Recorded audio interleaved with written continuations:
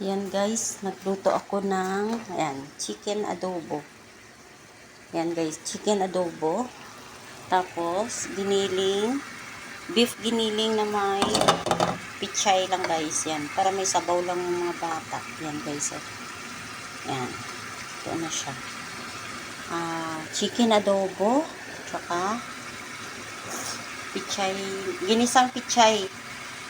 Ginisang pichay na may giniling, beef giniling. At saka, dagdag ako ng pork steak Tagalog. Yan guys. Hindi ko pa nalagyan ng sibuyas. Ididip ko sa sibuyas ko guys. Oh. Yan. Paluto na siya guys. Pinapalambot ko lang yung beef. Yan. Masarap na masarap ang aking Maraming bawang yan guys. Yan. Thank you for watching guys. Yan. Kain tayo.